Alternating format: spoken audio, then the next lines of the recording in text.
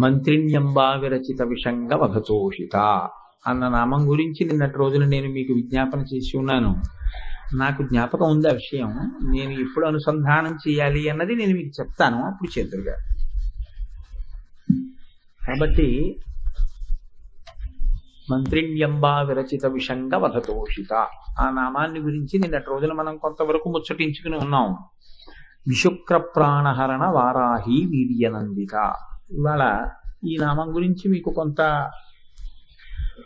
విపులీకరించేటటువంటి ప్రయత్నం చేస్తాను. అమ్మవారి యొక్క దండనాథురాలు లేదా దండిని చేతిలో ఆ దండం పట్టుకుని సైన్యాన్నంతటినీ నిర్వహణ చేయగలిగినటువంటి శక్తి కలిగినటువంటి సర్వసైన్యాధ్యక్షురాలైనటువంటి వారాహిమాత ఆ భండాసురుని యొక్క సైన్యంలో ప్రధానమైనటువంటి వాడు భండాసురుని యొక్క సోదరుడు. ఆయన యొక్క కుడిభుజంలోంచి జన్మించినటువంటి వాడు. ఆ జన్మించినటువంటి విశుక్రుడు అనబడేటటువంటి ఆయన్ని సంహారం చేసింది. కుడిభుజం ఎడం భుజం కన్నా, ఎడమ చేతి కన్నా కుడి చెయ్యి బలంగా ఉంటుంది. బలంగా ఉంటుంది కాబట్టి శరీర బలం ఉన్నవాడెవరో వారిని కుడి చేతిలోంచి వచ్చిన వాడు చంపడమే సమంజసంగా ఉంటుంది. కాబట్టి కుడి చేతిలోంచి వచ్చినటువంటి వాడు అమ్మవారి యొక్క సర్వసైన్యాధ్యక్షురాలైనటువంటి వారాహి చేతిలో మరణించాడు. కాబట్టి విశుక్రుడు సంహరింపబడినాడు. దాని చేత అమ్మవారు ఎంతో సంతోషించింది. వారాహి వీర్య నందిత. సహజం కదా, తన సైన్యాధ్యక్షురాలు సాధించినటువంటి విజయం పట్ల జగన్మాత చక్కటి ఆనందాన్ని పొందింది. మీరు నిన్నటి రోజున కూడా నేను విజ్ఞాపన చేసి ఉన్నాను మీతోటి. లలితా సహస్రనామ స్తోత్రంలో యుద్ధాన్ని వర్ణన చేసేటప్పుడు సర్గలుగా పెద్ద పెద్ద శ్లోకాలుగా చెప్పలేదు, ఒక్కొక్క నామంగా చెప్పి వదిలేశారు. అలా నామంగా చెప్పి వదిలిపెట్టేయడం వెనకాతల ఉండేటటువంటి ఉద్దేశ్యం కేవలం ఇది జరిగిపోయినటువంటి ఒక చరిత్ర, జరిగిపోయిన కథ అన్న దృష్టికోణంతో నువ్వు వినవద్దు. ఇందులో పరమరహస్యం ఒకటి ఉందని, ఈ పరమరహస్యాన్ని నువ్వు జీవితంలో గుర్తిరగవలసి ఉంటుందని జ్ఞాపకం పెట్టుకో అని. అసలు యథార్థానికైతే నాకైతే అనిపిస్తుంది, ఈ విశుక్ర ప్రాణహరణ వారాహి వీర్యనందిత అన్న నామాన్ని, అలాగే ఆ రాజశ్యామల విషంగుణ్ణి సంహరించినటువంటి ఇతివృత్తాన్ని, ఈ రెండింటినీ కూడా పెద్దవారికే కాదు యవ్వన ప్రారంభంలో ఉన్నటువంటి వారు ప్రధానంగా వినవలసినటువంటి నామములు. వాటిని మీరు కొంచెం పవిత్ర హృదయంతో కానీ సమన్వయం చేసుకోగలిగితే దాని యొక్క గొప్పతనం ఏమిటి అన్నది మీరు పట్టుకోగలుగుతారు. విశుక్ర ప్రాణహరణ వారాహి వీర్యనందిత. మనకి శరీరంలో తేజస్సు అని ఒకటి ఉంటుంది. ఈ తేజస్సుని మనం ఖర్చు పెట్టేస్తుంటాం. ఈ తేజస్సు ఎంత ఖర్చు పెడుతుంటే అమ్మవారు మళ్ళీ ఆ తేజస్సుని అంతగా తయారు చేస్తుంటుంది.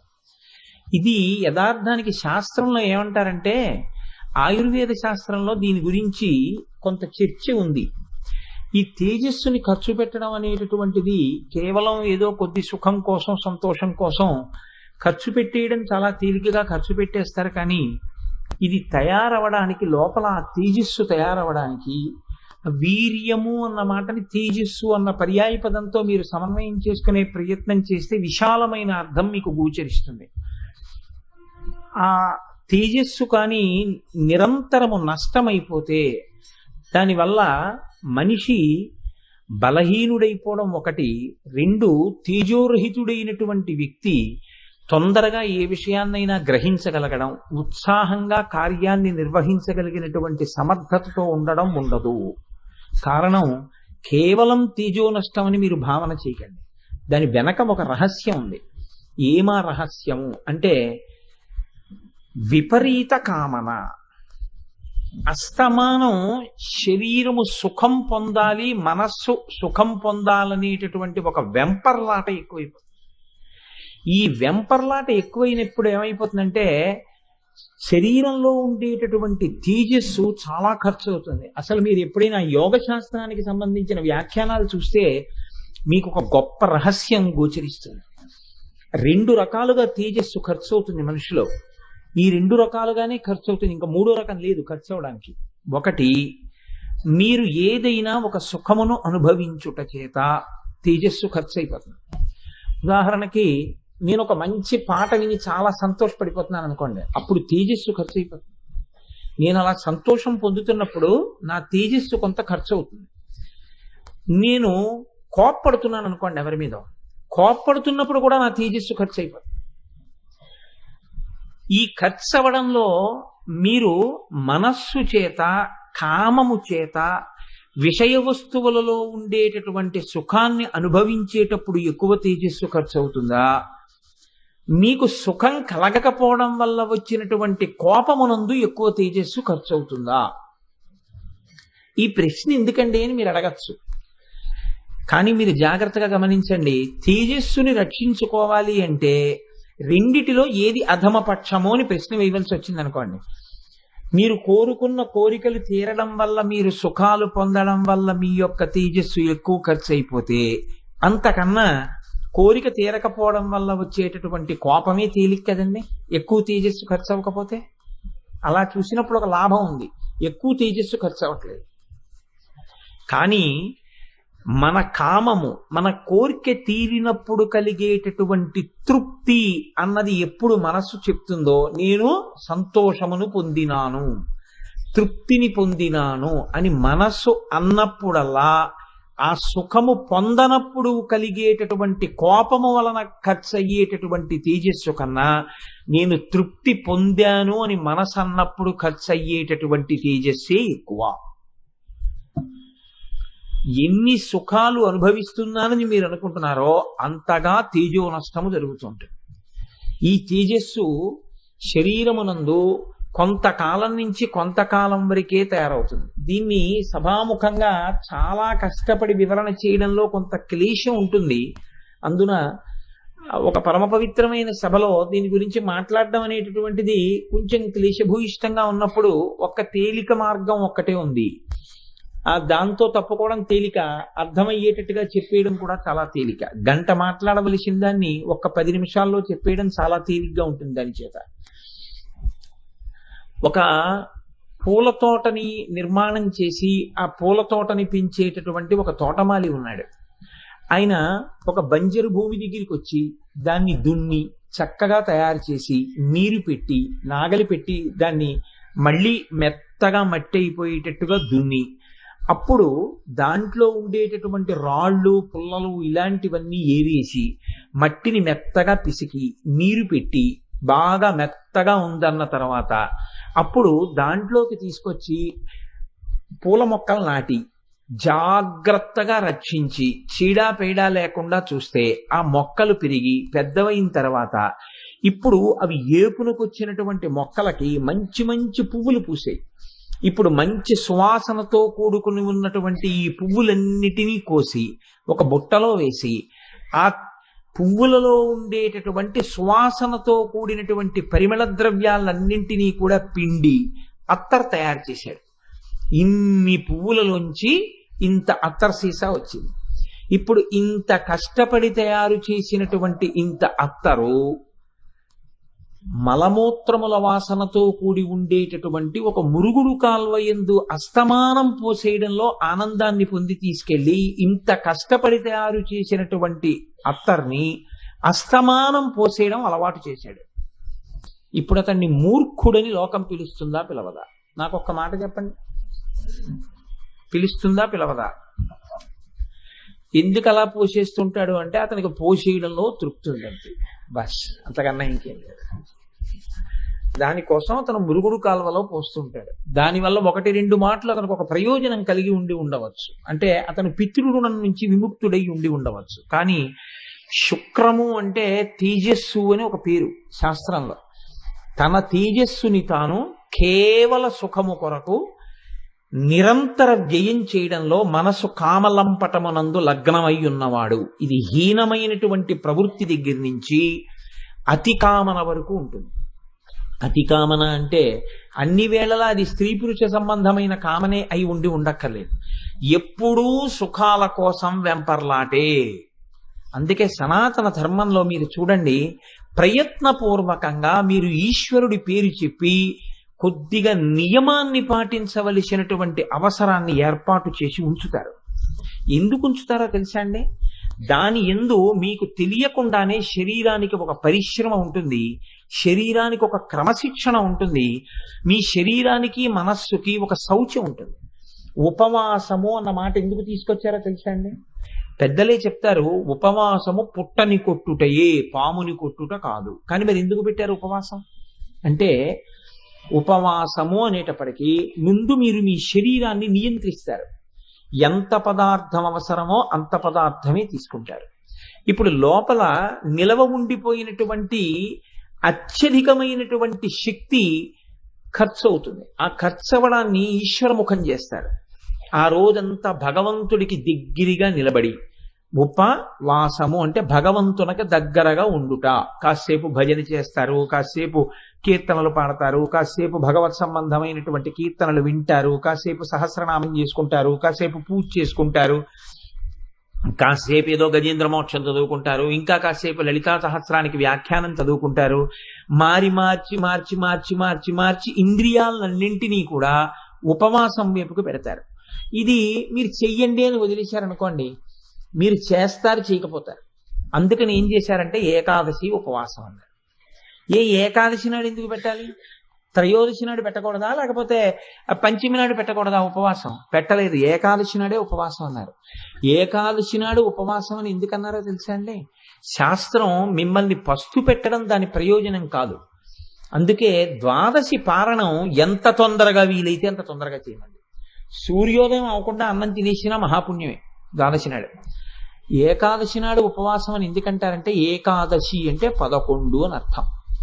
11 అంటే 5 జ్ఞానేంద్రియములు, 5 కర్మేంద్రియములు, మనస్సు.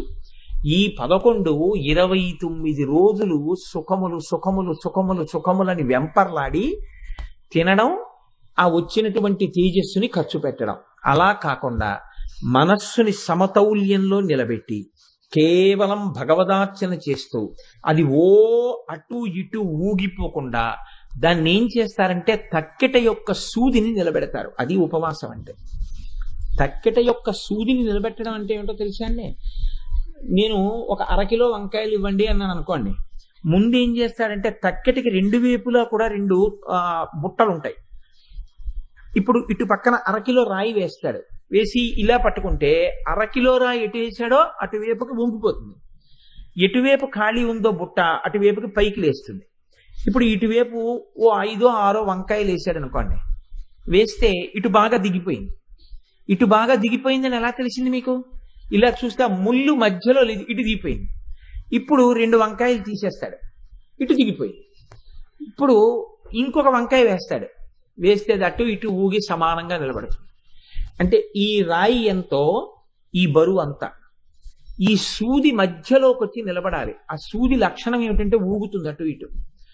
ఊగే సూది ఊగకుండా నిలబడితే అయిపోయింది, సరిపోయింది. మీకు ఇటు ఇటు సరిపోయింది. ఏకాదశి నాడు ఉపవాసం చెయ్యడం అంటే ఏమిటి అంటే 29 రోజులుగా ఊగిపోవడానికి అలవాటు పడిపోయిన మనస్సుని తీసుకొచ్చి నిలబెట్టడానికి ప్రయత్నం చేస్తారు. ఈశ్వరుడి దగ్గర నిలబెట్టడానికి ప్రయత్నించడంలో దానికి ముందు రాగం ఎక్కడ అంటే అన్నం పెట్టే కోరిక, రుచి. ఇవాళ పప్పు కూర కుదరదు, ఇవాళ తీసేస్తున్నాను. అందుకే పూర్వం ఏకాదశి అంటే ఎవరింటికన్నా వెడితే సత్యనారాయణ స్వామి వారి ప్రసాదం లాగా ఇవాళ ఏకాదశి అంటే ప్రసాదం చేసామండి మా ఇంట్లో. దాని పేరే ప్రసాదం. ఏకాదశి నాడు ఏం తింటారంటే ప్రసాదం తింటామండి.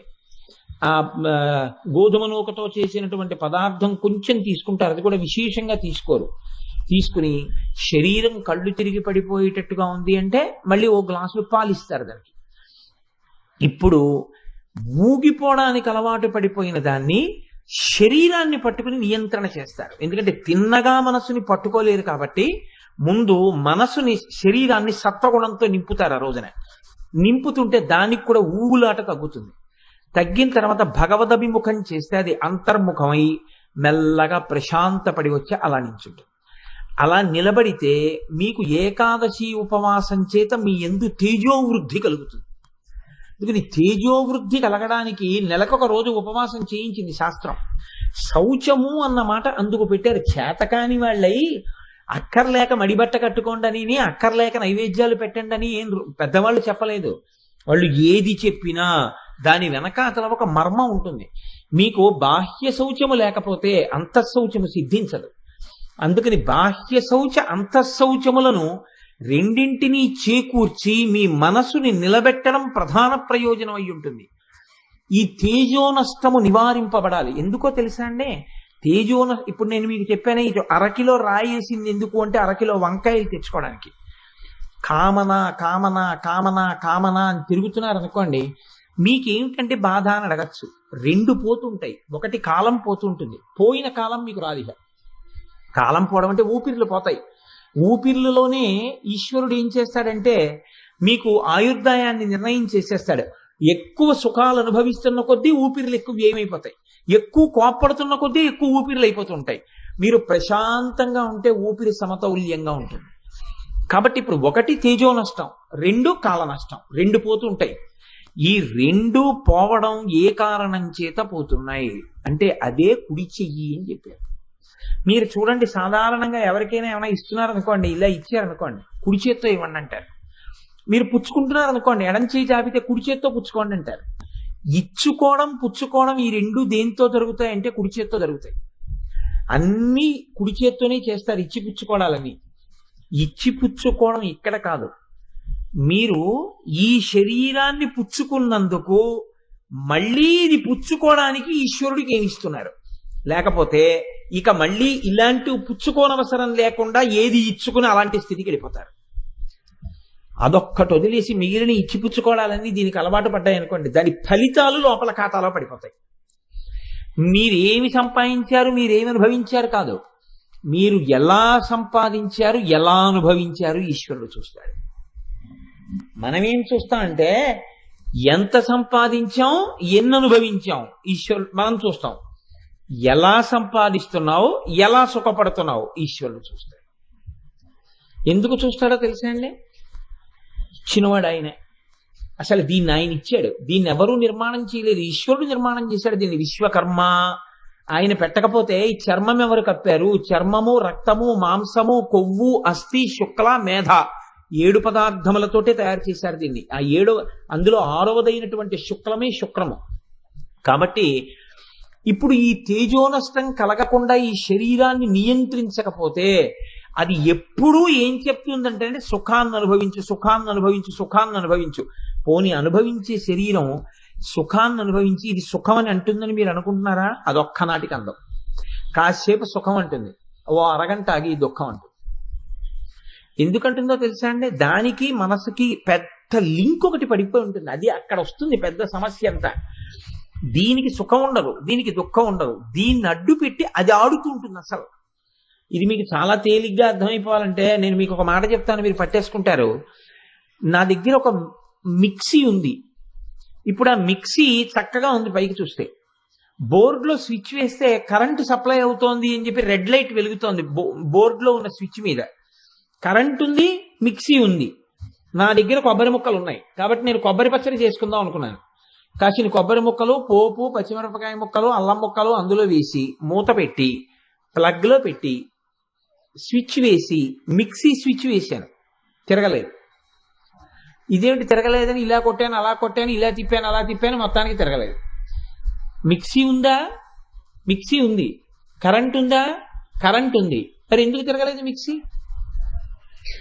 అందులో ఏది ఈ విద్యుత్తుని పుచ్చుకుని ఈ పుచ్చుకున్న విద్యుత్తుతో తాను తిరుగుతూ, కంబషన్ ఇంజిన్స్ అంటారే అలా, తాను దాన్ని పుచ్చుకుని తాను తిరగాలి.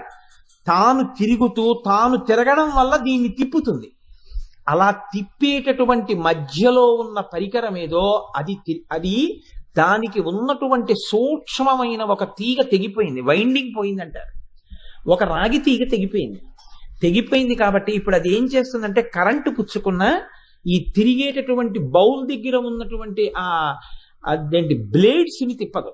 బ్లేడ్స్ తిరగవు కాబట్టి ఇప్పుడు కరెంటు వచ్చినా అది పుచ్చుకుని ఊరుకుంటుంది, అది బ్లేడ్కి ఇవ్వదు. ఇంద్రియాలు, మనస్సు, సుఖము అలాగే ఉంటాయి ఎప్పుడు.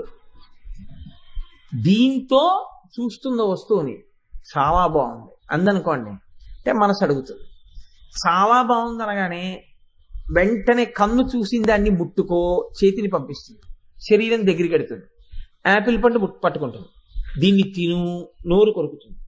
నవ్వులు నవ్వులుతుంది. చాలా బాగుంది, మింగుతుంది. బుట్టడు యాపిల్ పళ్ళు ఉన్నాయనుకోండి, ఇది ఏం చేస్తుందంటే కాసేపు ఆగి ఏం బాగోలేదండి, చాలు ఏం తింటా ఇంకా యాపిల్ పళ్ళు అంటుంది. అలా అందని ఇంకా ఎప్పుడో తినకుండా ఉంటుందని మీరు అనుకుంటున్నారా? ఒక్కనాటికి ఉండదు.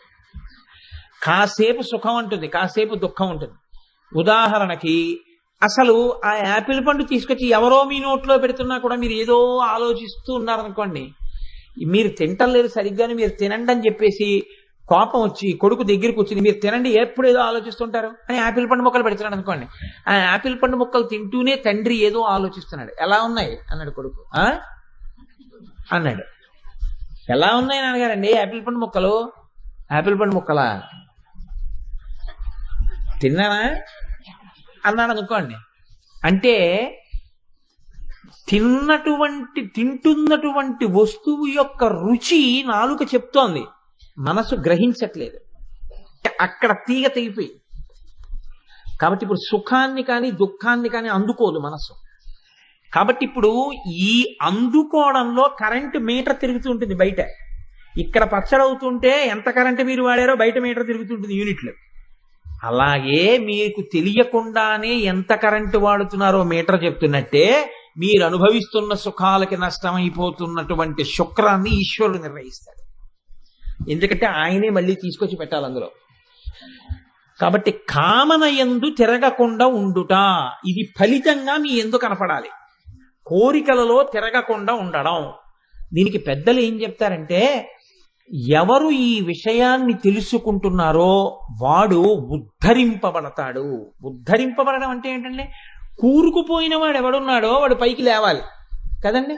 ఇప్పుడు కూరుకుపోయిన వాడు పైకి లేవగలిగితే వాడు ఎప్పుడో పైకి లేచేవాడు.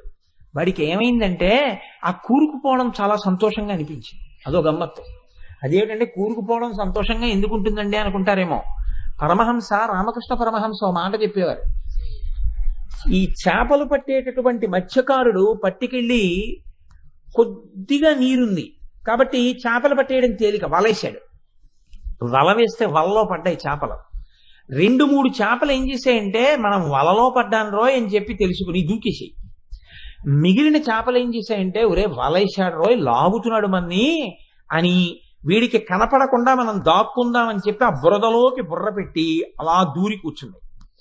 అంటే వాటి ఉద్దేశం ఏమిటంటే బురదలోకి బుర్ర పెట్టేశాం కాబట్టి ఇప్పుడు మత్స్యకారుడు మన్ని చూడటం లేదు. ఆయన ఏం చేస్తాడు, ఒడ్డు నించుని ఆ వల ఇలా ఇలా లాగుతాడు. వలలో ఉన్న చేపలన్నీ ఆయనకి తిరిగిపోతాయి. ఏవి దూకేశాయో ఒక్కటే దొరకవు.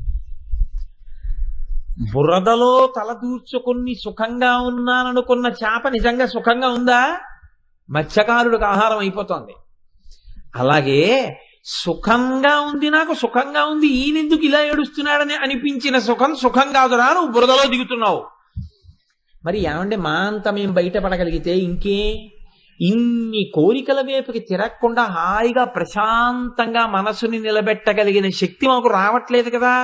ఇక్కడే అన్న మాట పడుతుంది. అంటే మీ అంత మీకు రాని ఈ శక్తి ఏది ఉందో అది మీరు భగవంతుడి దగ్గర చెప్తే దీన్ని శరణాగతి అంటారు. అమ్మా నా అంత నేను ప్రశాంతంగా ఉండలేకపోతున్నాను, ఎప్పుడూ కోరిక, ఏదో కోరిక తీరితే తృప్తి, తెరపోతే ఏడుపి, రెండే నాకు తెలుస్తున్నాయి. నా అంత నేను తృప్తిగా ఉండే అవకాశం ఇయ్యి. ఇప్పుడు ఆవిడ ఏం చేస్తుందో తెలుసా అండి, వారాహిగా వస్తుంది. వారాహి అంటే ఆదివరాహమూర్తి యొక్క ముట్టె ఎలా ఉంటుందో అటువంటి ముట్టితో ఉంటుంది ఆవిడ. ఆవిడ ఏం చేస్తుందంటే సముద్రంలో మునిగిపోయినటువంటి భూదేవిని ఆదివరాహమూర్తి ఇలా ఎత్తుతుంటే దొల్లింది అటు ఇటు. దొల్లితే ఆయన ఏం చేశాడంటే పడకుండా ఇలా ఇలా ఎత్తి ఇలా ఇలా కదిపి ఇలా ఇలా అన్నాడు. అంటే అది తన 2 కోరల మధ్యలోకి వచ్చి చక్కగా అలా నిలబడింది భూమి. ఇప్పుడు ఇక ఇలా అన్నా పడదు, ఇలా అన్నా పడదు, ఎందుకంటే చక్కగా ఇరుక్కుంది 2 కోరల మధ్యలో. ఇరుక్కున్న తర్వాత ఆయన ఏం చేశాడంటే ఇలా పైకెత్తాడు. ఇలా పైకెత్తితే ఆయన కోర మీద నిలబడి భూమి దర్శనమైంది. అందుకే ఆదివరాహమూర్తి యొక్క గుండెల మీద పడుకుని ఉంటుంది భూకాంత. నీవు కూడా ఇలాగే పడిపోతున్నాను, భూదేవి ఎలా భూమిలోకి చేరిపోయిందో రాక్షసుల వల్ల, అలా నేను కూడా తెలియక ఈ కోర్కెల లంపటంలోకి ఇలా కూరుకుపోతున్నాను, పైగా ఇది సుఖంగా ఉందనుకుంటున్నాను, చేపల వల్లో పడ్డ చేపల అని నువ్వు నమ్మి చెప్తే అమ్మవారు వారాహిగా వచ్చి తన యొక్క ముట్టెతో నిన్ను పైకెత్తుతుంది. ఎత్తి ఈ జ్ఞానం ఆవిడే ఇస్తుంది. ఈ మనశ్శాంతిని, ఆ యోగమునందు చేరగలిగినటువంటి స్థితిని అమ్మవారు నీకు కటాక్షించగలదు. అలా కటాక్షించగలగడమే అమ్మవారి అనుగ్రహం. ఇది దొరకనంతసేపు నేను బాగున్నాను అనుకున్నా, నువ్వు ఎప్పుడు జారిపోతావో నీకు తెలియదు. జారిపోతావు, చాలా గమ్మత్తుగా జారిపోతావు అంతే. నూతి పళ్ళెం దగ్గర తిరిగేటటువంటి వాడు కొత్తగా నుయ్యి తవ్వుతూ ఉంటారు. కొత్తగా తవ్వుతున్నటువంటి నుయ్యి ఎంత లోతు తవ్వుతుంటే అంత లోతుకెళ్ళి కొద్దీ నుయ్యి తవ్వే వాళ్ళు ఏం చెప్తారో తెలుసా అండి? ఇంకా బాగా లోపలికి వెళ్తున్నాము అన్నప్పుడు నడువుకి తాళ్లు కట్టుకుని వాళ్ళు ఏం చేస్తారంటే ఏ క్షణంలోనైనా సరే తమని లాగడం కోసమని ఒడ్డును సిద్ధంగా ఉండమంటారు. జలొక్కసారి పైకి కొట్టింది అనుకోండి, అప్పుడు తాళ్ళు తప్పెట్లు ఏంటంటే మునిగిపోతారు. ఒక్కసారి తాడు కట్టేసుకుని ఎప్పుడైనా సరే తమని లాగేవాళ్ళు ఉండాలి. ఎప్పుడైనా లాగేవాళ్ళు ఎక్కడుంటారు? ఒడ్డునుంటారు. ఎందుకు ఉండరో తెలుసా అండి? ఒడ్డునున్నవాడు కానీ కంగారు పడిపోయి జలొచ్చేసిందని ఆనందంతో ఇలా అన్నాడు అనుకోండి, ఆ పెళ్ళ విరిగిందవో పడిపోతాడు అందులోకి. అంటే వాడి దగ్గర ఉండకూడదు, వాడు దూరంగా ఉండాలి. దూరంగా ఉండి తాడు యువతల పక్కన గట్టిగా పట్టుకుని ఉంటే చాలు. అవతల వైపు తాడు గట్టిగా పట్టుకుని ఏ చెట్టుకో కట్టి సిద్ధంగా ఉంటే జల పడగానే ఆయన ముందు గబగబా అడుగులేస్తూ పైకి ఎక్కేస్తాడు. అలా అమ్మవారు కూడా మీకు ఏం చేస్తుంది అంటే, నేనమ్మా కూరుకుపోతున్నాను పైకి రాలేకపోతున్నానని నిజాయితీతో ప్రార్థన చేస్తే ఆవిడ మిమ్మల్ని పైకెత్తగలదు. అయితే చిత్రం ఏమిటంటే, ఒడ్డును తిరుగుతూ నేను భద్రంగా ఉన్నాను అనుకున్న వాడికి ఎప్పుడు మట్టి పెళ్ళ పెరుగుతుందో తెలియదు, ఎప్పుడు పడిపోతారో తెలియదు. చాలా బాగుంది పైనే ఉన్నాను కదండి అని తిరిగారు అనుకోండి, ఎప్పుడు పడిపోతారో తెలియదు, ఢామ్మని పడిపోతారు నూతిలోకి. అప్పుడు మాత్రం లోపల ఉన్నవాడైనా బతుకుతాడేమో కానీ పైనుంచి లోపల పడ్డవాడు బతుకుతాడని నమ్మకం ఉండదు. అందుకే ఒక మాట చెప్తుంటారు పెద్దలు, పూర్వం జైపూర్లో గోవింద స్వామి వారికి ఒక దేవాలయం ఉండేది. ఆ దేవాలయానికి అర్చకులు ఉండేవారు. అర్చకులందరూ బ్రహ్మచారులే. అక్కడ ఒకసారి జైపూర్ మహారాజా వారు అక్కడ ఉండేటటువంటి అర్చకుల్ని సలహా కోసమని కబురు చేశారు. కబురు చేస్తే వాళ్ళు అన్నారు, మేము రాము, మాతో అవసరం ఉంటే రాజుగారిని రమ్మనన్నారు. అంటే రాజుగారు తెల్లపోయాడు, ఇదేంటి నేను రమ్మంటే గుళ్ళో అర్చకులు రావట్లేదు ఏమిటి అన్నాడు. అంటే మంత్రిని అడిగాడు, వీళ్ళు రావట్లేదయా, బ్రహ్మచారులు బ్రాహ్మణులు, వాళ్ళని నేను ఎలా శిక్ష వేస్తాను? కానీ వాళ్ళని రమ్మంటే వాళ్ళు రావట్లేదు, అధిక్షేపిస్తున్నారు, మేము రాజును రమ్మని కావాలంటే అంటున్నారు. నిజమే, తప్పు కూడా లేదు. అలా పిలిస్తే బ్రహ్మచారి గొప్ప తపోశక్తి సంపన్నుడు కాబట్టి ఇప్పుడు ఆయన రమ్మంటే నేను వెళ్ళాలి. కానీ ఇలా ఎప్పుడూ నేను రమ్మంటే వాళ్ళు నా దగ్గరికి రాకుండా ఎప్పుడు నేను వెళ్ళవలసిందేనా?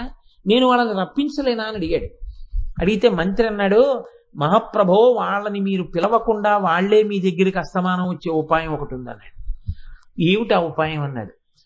ఏమీ లేదు, వాళ్ళ కళ్ళు మిరిమిట్లు కొలిపేటటువంటి కాంతల్ని కొంతల్ని గుళ్ళోకి పంపించండి, వాళ్ళకి వివాహం అవుతుంది. వివాహం అయిన తర్వాత వాళ్ళు మీ దగ్గరికి వస్తారు చూడండి అన్నారు. అదే జరిగింది. వివాహం అయింది, పిల్లలు పుట్టారు. ఇంకక్కడి నుంచి అక్షరాభ్యాసాలు, అన్నప్రాసనలు, పిల్లలు, స్కూళ్ళు, ఫీజులు, సంసారం, డబ్బు, పెళ్లిళ్ళు. ఎవరి దగ్గరికి వెళ్ళాలి? అడగకుండానే అంతఃపురం దగ్గరికి వెళ్ళి నిలబడ్డారు. అక్కడ నిలబడి, రాజా మీ దర్శనం కావాలి, రాజా మీ దర్శనం కావాలి. ఒడ్డునున్నాను అనుకున్నవాడు పెళ్ళ విరిగితే ఎంత లోపలికి పడ్డాడో చూడండి. కాబట్టి అన్ని వేళలా నువ్వు ఒడ్డునున్నావని అనుకోకు. ఒడ్డునున్నావు అనుకున్నవాడు కూడా వారాహి ప్రార్థన చేసుకుండవలసింది. ఇవాళ నువ్వు చాలా చక్కగా ఉన్నాను కదా, శీలవంతుడిగా ఉన్నాను కదా అని నువ్వు బోరలు విరుచుకు తిరగడానికి లేదు. ఏ క్షణంలో నిన్ను ఏది తోసేస్తుందో తెలియదు. అలా త్రోయబడకుండా నీ యందు శక్తి నిలబడాలంటే నువ్వు వారాహిని ప్రార్థించి తీరవలసినదే. అందుకే రాజశ్యామల అనుగ్రహం కలిగిన తరువాత కూడా వారాహి అనుగ్రహానికి ప్రార్థన చేస్తుండవలసింది. అందుకే వారాహి ప్రార్థన, వారాహి అనుగ్రహం లేకుండా అసలు నడవదు. అంత గొప్ప మూర్తి అండి వారాహి. అందుకే వారాహి ఇంట్లో ఉన్న వారాహికి రోజు నమస్కారం చేసినా ఇల్లు అంత సంతోషంగా ఉంటుంది. అందుకే కదా మీ అందరికీ రేపు కుంకుమార్చనలో ఇటు రాజశ్యామల అటు వారాహి ఉన్నటువంటి మూర్తుల్ని ఇస్తున్నారు. సరే, కనుక ఈ స్థితిని పొందడానికి నీవు వారాహిని ప్రార్థన చేసి కామనలు పెరగకుండా నీ తేజస్సు నష్టపోకుండా రక్షించుకోవాలి. తేజస్సుని రక్షించేసుకుంటే ఉపయోగం ఏమైనా ఉంటుందా అండి? దాని ఫలితం ఏమిటి? ఇక్కడ మీరు చాలా జాగ్రత్తగా పట్టుకోవాల్సి ఉంటుంది. ఇప్పుడు తేజస్సుని నిల్వ చేసుకుంటే డబ్బులా ఏమీ ఖర్చు పెట్టకపోతే వడ్డీలు వస్తాయి, అలా పెరుగుతుంటే ఉపయోగం ఉంటుందా? తేజస్సుని కేవలము నిల్వ చేయడం వల్ల ఉపయోగం ఉండదు, గుర్తుపెట్టుకోండి.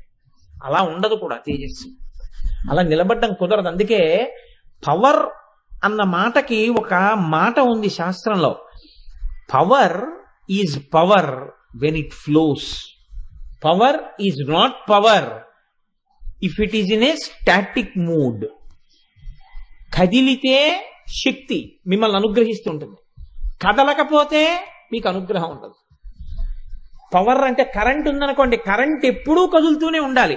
ట్రాన్స్ఫార్మర్ దగ్గర నుంచి లైన్లలోంచి వైర్లలోంచి బల్బులోకి వచ్చి బల్బులో తేజస్సుగా అది వెలిగిపోతూ ఉండాలి, మళ్ళీ కరెంట్ వస్తూ ఉండాలి, మళ్ళీ వెలుతురుగా ఉంటూ ఉండాలి, వెడుతూ ఉండాలి. అయితే ఇప్పుడు మరి తేజస్సుని ఎక్కువ ఖర్చు ఎలా పెడుతూ ఉండాలి? ఎక్కువ ఖర్చు ఎలా పెడితే మీరు తరిస్తారు?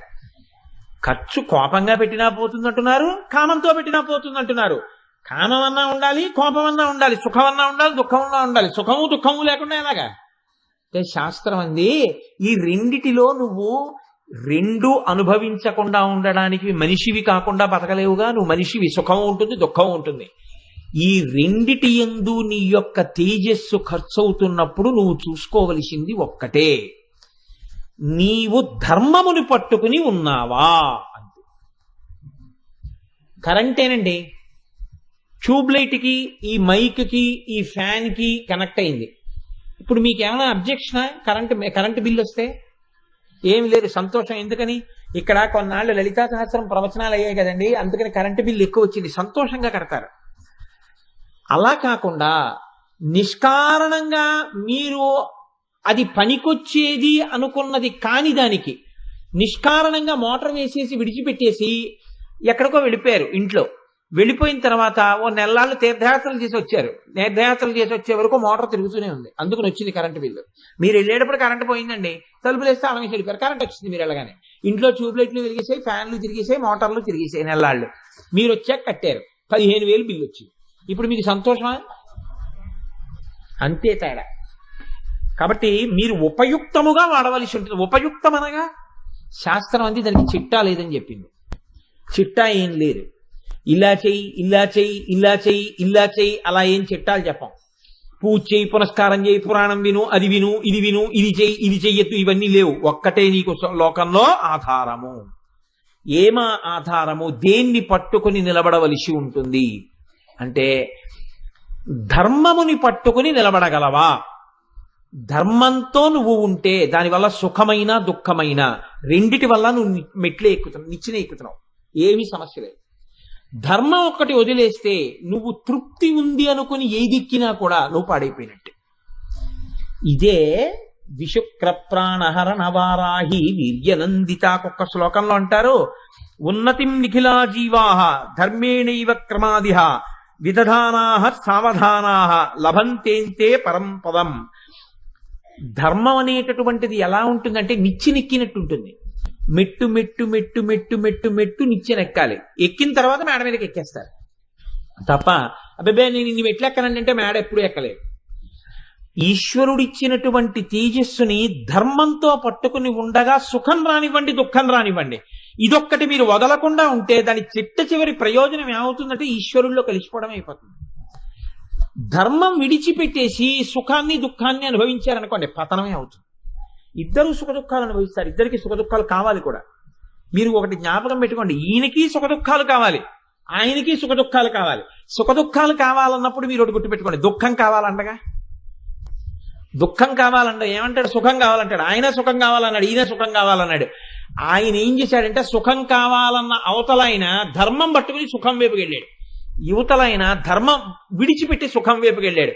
ఈయన సుఖం వచ్చింది, దుఃఖం వచ్చింది. ఆయనకి ధర్మం పట్టుకుని ఉండగా సుఖం వచ్చింది, దుఃఖం వచ్చింది. కానీ ఆయన ఈశ్వరుల్లోకి వెళ్ళాడు, ఈయన పతనంలోకి వెళ్ళాడు. అంతే తేడా తేజస్సుని ఖర్చు పెట్టడంలో. మీకు నేను ఇది బాగా చెప్పవలసి వస్తే మహాభారతమే ప్రమాణము. ఎందుకో తెలుసా అండి? అశ్వత్థామ మహానుభావుడు, ద్రోణపుత్రుడు, ద్రోణాచార్యుల వారి యొక్క ఒక్కగానొక్క కుమారుడు. ఇదే ఆయన కొంప ముంచేసింది. ఇదొక్కటే ముంచేసిందండి ఆయన కొంప, ఇంకేమి లేదు ఆయనకి. ఆయన పాడైపోవడానికి కారణం ఏమిటో తెలుసా మహాభారతంలో? ఆయన ద్రోణుడి కొడుకు అవ్వడమే కారణం. కేవలం ద్రోణుడి కొడుకు కాబట్టి అశ్వత్థామ పాడైపోయాడు. అదేమిటంటే మీరు అలా అంటారో నన్ను అడగచ్చు మీరు. ఆయన జీవితం పాడైపోవడానికి ప్రధాన హేతువు ఇది. అంటే నేను ద్రోణాచార్యుల వారి కొడుకుని కాబట్టి ఏదైనా మా నాన్నగారు అందరికన్నా నాకు ఎక్కువ చెప్పాలి, మా నాన్నగారంతటి వాణ్ణి నేనే అవ్వాలి. ఇది సక్రమ మార్గం అయితే పర్వాలేదు. ఈ పోటీ అతనికి అసూయగా మారింది. ఎందుకని? ఒక ఇంట్లో ఒక మహాపురుషుడు ఉండొచ్చు. మా నాన్నగారి అన్నదమ్ములు 5 అన్నదమ్ములకి చాలా మంది బిడ్డలు ఉన్నారు. ఉన్న అందరిలో ఎప్పుడైనా ఇలా భగవత్ సంబంధమైనటువంటి మాటలు చెప్పే అలవాటు ఈశ్వరుడు నాకొక్కడికే ఇచ్చాడు ఎందుకో. అలాగని మిగిలిన వాళ్ళు అసూయ పడలేరు, చాలా సంతోషించారు. ఒరే నువ్వు ఏదో చెప్తుంటావురా అన్నారు. ఇప్పుడు ఇందులో పోటీతత్వం పెరిగి అర్థం లేని తనం వచ్చింది అనుకోండి. మేము అందరం అన్నదమ్ముల బిడ్డలమే, వీడొక్కడే చెప్పడం ఏమి అన్నారు అనుకోండి, అసూయగ్రస్తం అవుతుంది. చెప్పలేని తనం ఉండి వాడు చెప్తున్నాడన్న భావన రాగానే ఈ మధ్యలో ఉన్న శూన్యం ఎలా నిండుతుంది? అసూయతో నిండుతుంది. అశ్వత్థామ పరిస్థితి అదే వచ్చింది. ఎందుకు వచ్చింది? అర్జునుడు వచ్చాడు. అర్జునుడు గురువు గారి హృదయాన్ని చూరగొన్నాడు. అందుకని మంచి యోగ్యుడైన శిష్యుడిగా ద్రోణుడు ఏం చెప్పినా పట్టుకున్నాడు అర్జునుడు. అలా విద్య నేర్చుకునే శిష్యుడిని చూస్తే గురువు చెప్పకుండా ఉండలేడు, చెప్తున్నాడు. చెప్పేటప్పుడు అర్జునుడిని వేరుగా కూర్చోబెట్టి చెప్పలేదు, అశ్వత్థామని వేరుగా కూర్చోబెట్టి చెప్పలేదు, ఇద్దరిని కలిపి కూర్చోబెట్టి చెప్పాడు. చెప్పిన అశ్వత్థామ పట్టుకోలేకపోయేవాడు. ఎందుకు పట్టుకోలేకపోయేవాడో తెలుసా అండి? ఒకటే, ఇది వీడికి కానీ బాగా అర్థమైపోతుందా, వీడికి కానీ బాగా అర్థమైపోతుందా, ఇదే బాధ. ఎప్పుడూ ఈ బాధ ఉండడంలో మనసు నిలబడలేదు. తనకన్నా ఇద్దరిని బాణం వేయమంటే అర్జునుడు బాగా వేసేవాడు, తను వేయలేకపోయేవాడు. అర్జునుడు వేస్తున్నాడు అనగానే బెంగ. వీడు వేసేశాడు, నేను వేయగలనా? వీడు వెయ్యకుండా ఉంటే అంత బాగుండేది. మనసుకి కేంద్రీకరణ పోయింది, వేయలేడు. పోన్ తన్ని ముందే ఏమన్నారు, నేను వేయలేకపోతే అర్జునుడు వేసేస్తాడేమో. ఇప్పుడు వేయలేడు. వేయలేకపోతే వచ్చిన నష్టం ఏంటి? అర్జునుడు నాకన్నా గొప్పవాడని ఒక మాట అంటే సరిపోయేది. నేను ద్రోణుడు కొడుకుని, నేనవ్వాలి ద్రోణుడి తర్వాత విద్యలో. వీడెవరంత వాడవడానికి? ఈ అసూయ ఎక్కడి వరకు వెళ్ళిపోయిందో తెలుసా అండి? ఏదో ఒక్కటి అర్జునుడికి రాకుండా చెయ్యాలనుకున్నాడు. చీకట్లో బాణం వేసే శక్తి మాత్రం అర్జునుడికి రాకూడదు. అందుకే అన్నం వడ్డించే ఆయన్ని మహాభారతం చదివితే మీరు తెల్లబోతారు, అసూయ ఎక్కడి వరకు వెళుతుందో.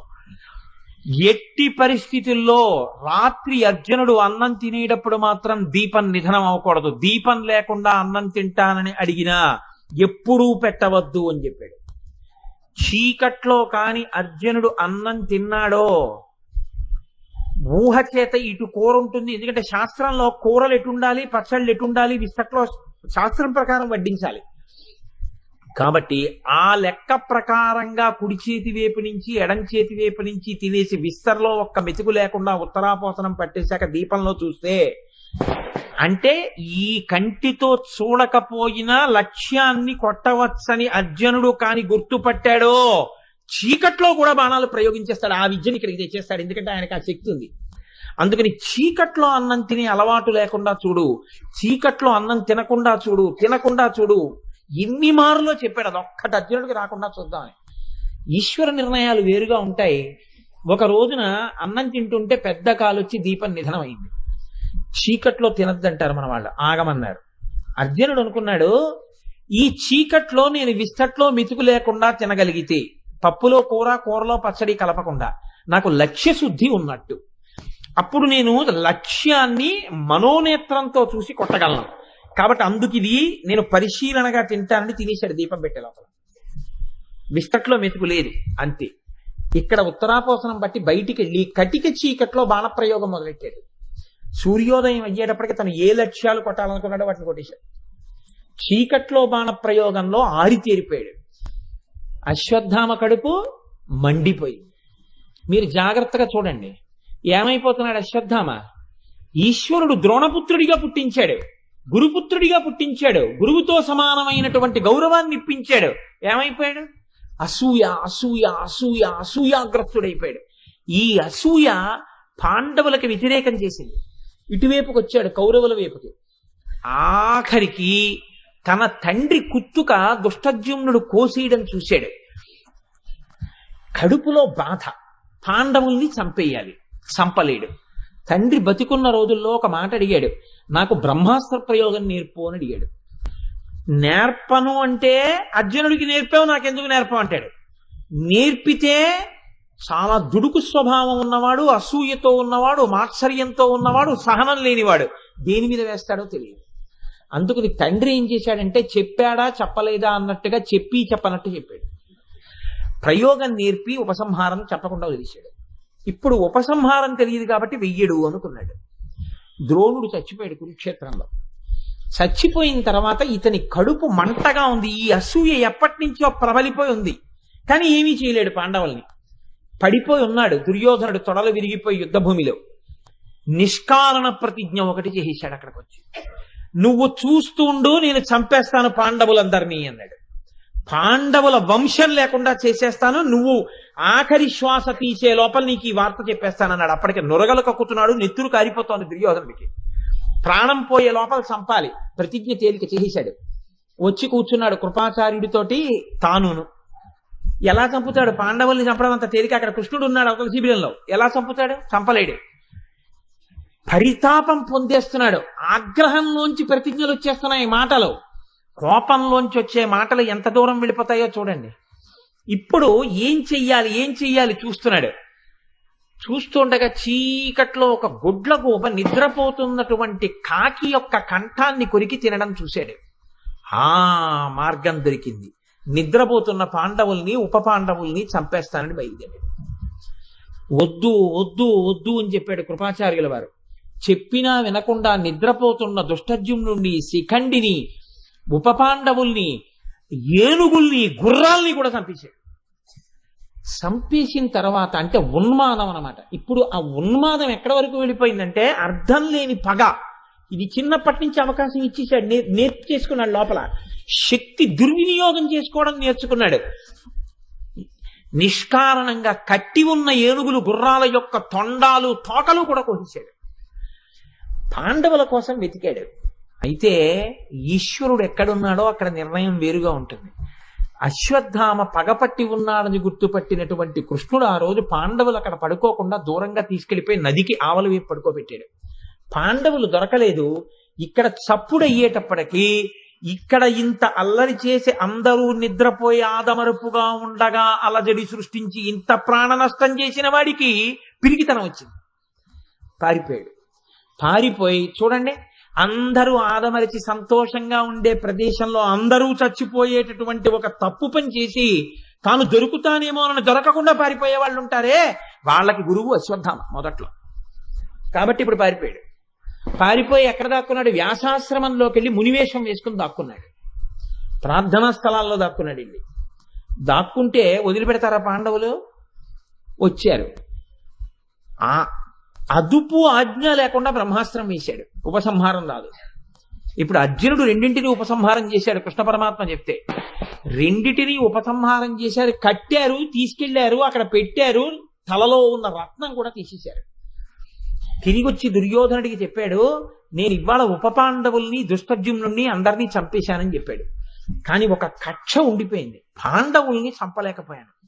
ఉత్తర కడుపులో ఒక్క పిల్లాడు పెరుగుతున్నాడు, వాణ్ణి కూడా చంపేస్తే కొంత పగ తీరుతుంది. పాండవుల్ని ఎలాగో చంపలేను. ఉత్తరాగర్భంలో ఉన్న పిండం మీదకి బ్రహ్మశిరోనామకాస్త్రం వేసేశాడు. కృష్ణ భగవానుడు రక్షించి కట్టి తెచ్చిన అశ్వత్థామ ఎదురుగుండా ఒక శాపవాక్కు విడిచిపెట్టాడు. నీవు గర్భస్థమైన శిశువుని చంపబోయి అస్త్రప్రయోగం చేశావు కాబట్టి ఈ బిడ్డ నా చేత రక్షింపబడ్డాడు.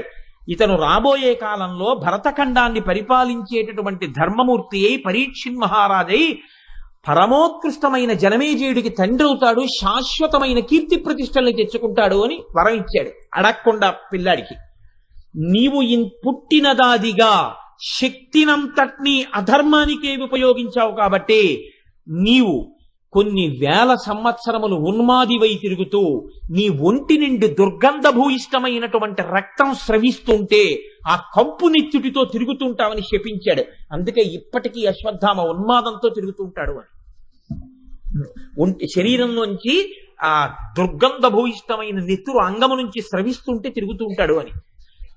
ఇప్పుడు చెప్పండి నాకు, ధర్మాన్ని ఒక్కదాన్ని వదిలేసినటువంటి అశ్వత్థామ జీవితం ఏమైపోయింది? శక్తి ఖర్చు పెట్టి. అందుకు వచ్చిందండి ఆ నామం, ఉత్తినే ఏం రాలేదు. ఏమైపోయాడు అశ్వత్థామ? గురుపుత్రుడే, గురుతుల్యుడే, రుద్రాంశ సంభూతుడే. ఏమయ్యాడు? దారుణమైన స్థితిని పొందాడు. కోరికలున్నాయి, పనికిమాలిన కోరికలయ్యాయి అధర్మం వల్ల. ధర్మరాజు గారు ఉన్నాడు, ధర్మరాజు గారి కోరికలు లేవని మీరు అనుకుంటున్నారా? ఆయనకి భార్యాసుఖం కావాలి, ద్రౌపదిని చేపట్టాడు. ఆయనకి రాజ్యం కావాలి, అందుకే యుద్ధం చేశాడు. ఆయనకి బలహీనతలు లేవనుకుంటున్నారా? ఉన్నాయి. ఆయనకి జ్యూతక్రీడ అంటే చాలా ఇష్టం, అందుకే ఎవరైనా పిలిస్తేనే రాకుండా ఉండనన్నాడు. 2 మాటలు ఓడిపోయాడు. ఒకసారి జ్యూతక్రీడకి వెళ్ళినప్పుడు మహానుభావుడు తన భార్యని కూడా పణంగా పెట్టాడు. సరే, పెద్ద ధర్మచర్చ అయింది, ఆఖరికి విడుదల పొందాడు. 2వ మాట రాజసూయాగం అయిపోయిన తర్వాత మళ్ళీ పిలిచారు, మళ్ళీ వెళ్ళాడు, మళ్ళీ జ్యూతక్రీడ ఆడాడు. ఆఖరికి అరణ్యవాసం, అజ్ఞాతవాసానికి వెళ్ళిపోయాడు. కానీ ఒక్కటి గుర్తుపెట్టుకోండి, ధర్మరాజు గారి గొప్పతనం ఏమిటంటే ఏ సుఖమును తాను పొందినా ధర్మాన్ని పట్టుకుని పొందాడు, ఏ దుఃఖాన్ని తాను పొందినా ధర్మాన్ని విడిచిపెట్టకుండా అనుభవించాడు. 13 ఏళ్ళు అరణ్యవాసం, 14 ఏళ్ళు ఆ తర్వాత అజ్ఞాతవాసం చేయవలసి వచ్చింది. తమ్ముళ్ళు తలుచుకుంటే ధర్మరాజు వారించి ఉండకపోతే భీముడు అప్పుడే లేచి చంపేస్తాడు దుశ్శాసనుణ్ణి. కానీ వద్దురా, ధర్మానికి కట్టుబడిపోయాం ఆగన్నాడంతే. ధర్మానికి కట్టుబడి దుఃఖాన్ని అనుభవించాడు, ధర్మానికి కట్టుబడి సుఖాలు అనుభవించాడు. ఇంతటి ధర్మరాజు గారు ధర్మంతో ముడేసుకుని సుఖాన్ని దుఃఖాన్ని అనుభవిస్తే ఏమయ్యాడు? ఈశ్వరుల్లో ఐక్యమయ్యాడు. ఈయన ఖర్చు పెట్టాడా లేదా తన యొక్క తేజస్సుని, తన యొక్క శక్తిని? మరి ధర్మరాజు గారు ఆదర్శమూర్తి ఎందుకయ్యాడు అంటే ధర్మం పట్టుకుని ఖర్చు పెట్టాడు. సుఖమైనా దుఃఖమైనా. దుఃఖం వచ్చింది, ధర్మంతో కట్టుబడ్డాడు. సుఖం వచ్చింది, ధర్మంతో కట్టుబడ్డాడు. ఆఖరికి ద్రోణాచార్యుల వారిని చంపవలసి వచ్చింది. చంపవలసి వస్తే కృష్ణుడంతటి వాడు మహాభారతం మొత్తం మీద ఆ మాట అన్నదప్పుడు ఒక్కసారి, నాతో సహా అందరి ప్రాణాలు సందిగ్ధావస్థలో పడిపోయాయని చెప్పాడు. ధర్మరాజా, నువ్వు ఒక్కడివే ఇప్పుడు బతికించగలవు. నువ్వు కాదు బతికించేది, నీ మాట బతికిస్తుంది. ఎందుకో తెలుసా? నీ నడువడి అటువంటిది, నీ ధర్మం అటువంటిది. ఇప్పుడు నువ్వే బతికించాలి. నువ్వు కానీ ఇప్పుడు కూడా నా మాట వెంట, నా నోటి వెంట ఇంకొక మాట రాదు, ఈ దుఃఖమే అనుభవిస్తాను, ఒకవేళ ద్రోణుడు చంపేస్తే అంటావా? నీ అన్నదమ్ముల 5గురితో పాటు నేను ఉండను అన్నాడు. ఇప్పుడు పరిస్థితి విషమించేసింది. ఈ అన్నయ్య ఎలాగో అండని భీముడికి కోపం వచ్చి అప్పటికే అశ్వత్థామ అన్న ఏనుగును చంపాడు. అశ్వత్థామ హతః, అశ్వత్థామ హతః అన్నాడు. ద్రోణాచార్యుల వారిని అడిగాడు ధర్మరాజు, మీరు ఎలా చచ్చిపోతారని అడిగాడు గురువు. అయితే ఆయన అన్నాడు, అప్రియ వార్త వింటే అస్త్రత్యాగం చేస్తానన్నాడు. అప్రియ వార్త, కొడుకు చచ్చిపోయాడన్న దానికన్నా అప్రియ వార్త ఏముంటుంది? కాబట్టి ఇప్పుడు భీముడు అశ్వత్థామ హతః, అశ్వత్థామ హతః అంటే నమ్మలేదు ద్రోణుడు. ధర్మరాజు వంక చూసి, శత్రువు అయినా కూడా ధర్మరాజు వంక చూసి సత్యమా అని అడిగాడు. మాట్లాడలేదు ధర్మరాజు. చూడండి, ఇంత దుఃఖంలో కూడా ధర్మాన్ని వదలలేదు. నేను అననన్నాడు గురువుతో నేను ఆ మాట చెప్పను, అశ్వత్థామ హతః అని అనను. ఏనుగు చచ్చిపోయింది, ఆయన కొడుకు కాదు. ఆయన అడుగుతున్నది నా కొడుకా అని అడుగుతున్నాడు.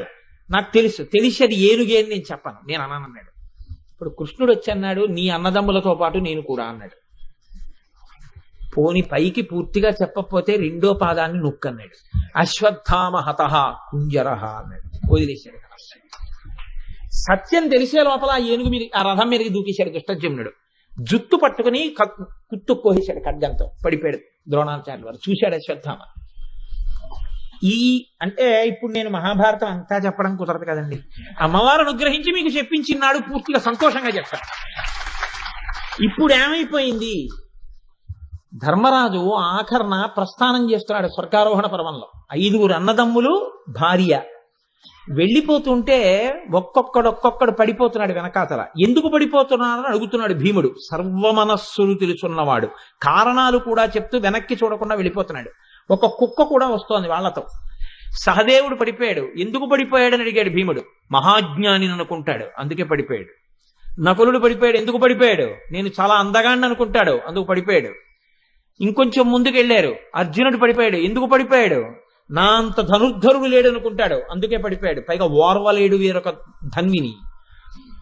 ద్రౌపది పడిపోయింది. ఎందుకు పడిపోయింది? 5 భర్తలైన అర్జునుని యందు ప్రీతి ఎక్కువ ఉంది, అందుకే పడిపోయింది అన్నాడు. భీముడితో సహా కారణాలు చెప్పాడు. తనకి మాత్రం ఎదురొచ్చి దేవేంద్రుడు రథాన్ని తీసుకొచ్చి ఎక్కవయ్యా అన్నాడు. ఎక్కవయ్యా అంటే ఆయన అన్నాడు నిలబడి, కుక్కని కూడా ఎక్కించు అన్నాడు. కుక్క ఎలా వస్తుందయా అని అడిగాడు. అడిగితే ఆయన అన్నాడు, కుక్కో ఇంకోటో నాకు అనవసరం, మొదటి నుంచి నాతో పాటు కలిసి ఈ మహాప్రస్థానంలో నాతో వచ్చింది ఈ జీవి. నా దృష్టిలో అంతటా ఈశ్వరుడే కనపడుతున్నాడు, అందుకని నన్ను తీసుకెళ్లడం అంటే దాన్ని తీసుకెళ్లడమే, ఇద్దరం ఎక్కుతాం, నీకు అభ్యంతరమా అన్నాడు.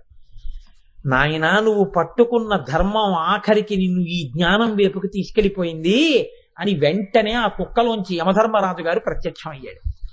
ప్రత్యక్షమైతే ధర్మరాజు గారు అన్నాడు, కానీ నాకు యమలోక దర్శనం ఉంది అన్నాడు. ఎందుకో తెలుసా అన్నాడు. అప్పుడు ఇంద్రుడు చెప్పాడు, రాజు అయినందుకు అన్నాడు. ఎంత గొప్ప మాట చూడండి. రాజు అయినా దేవాలయానికి ధర్మకర్త అయినా ఒక పెద్ద ప్రమాదం ఒకటి ఉంటుంది. ఏమిటో తెలుసా అండి? మీరు అక్కడ చేయించడానికి చేసే ప్రయత్నంలో ఏ పొరపాట్లు జరిగినా ధర్మకర్తలకే వేస్తారు తీసుకెళ్ళి. రాజ్యంలో పొరపాట్లకు కూడా రాజుకే వేస్తారు. రాజ్యాన్ని రక్షించుకోవడానికి గూఢచర్యం చేశాడు, తప్పు కాదేమిటి మరి, ఖాతాలో పడిపోతుంది అంతే. ఆనాడు అన్నదమ్ముల్ని రాజ్యాన్ని రక్షించుకోవడానికి అశ్వత్థామ హతః కుంజరః అన్నాడు. ఇప్పుడు రథం ఎక్కి యమలోకం చూశాడు, చూసి స్వర్గలోకానికి వెళ్ళాడు. కానీ అదొక్కటి తప్ప ధర్మాన్ని పట్టుకుని సుఖదుఖాలు అనుభవించిన కారణం వల్ల ఏమయ్యాడు? మహాజ్ఞానంతో శరీరంతో ప్రస్థానం చేసి ఈశ్వరుణ్ణి చేరుకున్నాడు. అశ్వత్థామ ఖర్చు పెట్టలేదా శక్తిని? ధర్మరాజు ఖర్చు పెట్టలేదా? ఇద్దరూ ఖర్చు పెట్టారు. ధర్మరాజు సుఖం అనుభవించాడు, దుఃఖం అనుభవించాడు. రెండిటి యందు ధర్మం పట్టుకుని ఖర్చు పెట్టాడు, ఈశ్వరుణ్ణి చేరాడు. అశ్వత్థామ ఖర్చు పెట్టాడు, అప్పుడప్పుడు సుఖాలు పొందాడు, అప్పుడప్పుడు కష్టాలు పొందాడు. కానీ సుఖం అనుభవించినా కష్టం అనుభవించినా అధర్మాన్ని ఆసరా చేసుకున్నాడు. అధర్మమునకు అవకాశం ఇచ్చేటటువంటి మాత్సర్యాన్ని జీవితంలో పట్టుకున్నాడు. ఇప్పటికీ బతికున్నది ఎందుకంటే బాధపడ్డానికి. ఏం పొందారు చెప్పండి నాకు? కాబట్టి శాస్త్రం అంది, ఈ నామం ఎందుకు వచ్చిందో తెలుసా అండి? ఎంతకాలం బతికావు, ఎలా బతుకుతున్నావు కాదు, నీ తేజస్సుని ధర్మం పట్టుకొని ఖర్చు పెడుతున్నావా, ధర్మాన్ని పట్టుకొని సుఖ దుఃఖములను అనుభవిస్తున్నావా, ఈ సుఖాన్ని పొందడానికి ఇది వదిలేస్తే చాలా తేలికని వదిలేయగలవా, పట్టుకుని దుఃఖమే అనుభవించగలవా? అలా అనుభవించగలిగితే నీకు వారాహి అనుగ్రహం ఉందని గుర్తు, నిన్ను ఇలా ఇలా ఎత్తుతోందని గుర్తు, ఆవిడ మూపు మీద నువ్వు కూర్చున్నావని గుర్తు. ఈ ఎత్తినది అమ్మవారి ఇలా పైకెత్తి లలితాపరాభట్టారికలోకి నిన్ను కలిపేస్తుంది. కాబట్టి ఆ అమ్మవారి అనుగ్రహాన్ని నువ్వు స్తోత్రం చేస్తే ఆవిడ నిన్ను తీసుకెళ్లి ధర్మం యొక్క మూపు మీద కూర్చోపెట్టి పైకెత్తుతుంది. కాబట్టి నీకు ఆ ధర్మము ఆలంబనంగా చేతికి చిక్కాలి అంటే వారాహి ప్రార్థన చెయ్యవలసిందే. ప్రతిరోజు ఆ వారాహి మాతకి నమస్కరించవలసిందే. రోజు ఆవిడ్ని చూసి ఒక్క నమస్కారం చేస్తే ఆ ధర్మం వల్ల ఇళ్ళు ప్రశాంతంగా ఉంటాయి, అందరూ సంతోషంగా ఉంటారు. అందరిలో ఉన్న తేజస్సు భగవత్ కార్యంగా ధర్మబద్ధమైనటువంటి వ్యయం జరిగి సుఖ సంతోషాలతో ఉంటారు. అదొక్కటి వదిలిపెట్టి వ్యయమైన నాడు నీ సుఖ దుఃఖములన్నవి పునర్జన్మకి హేతువులవుతాయి, అర్థం లేని సిద్ధాంతంగా అయిపోతుంది. కాబట్టి నీవు ఆ అనుగ్రహాన్ని కోరడమే విశుక్ర ప్రాణహరణ వారాహి వీర్యనందిత.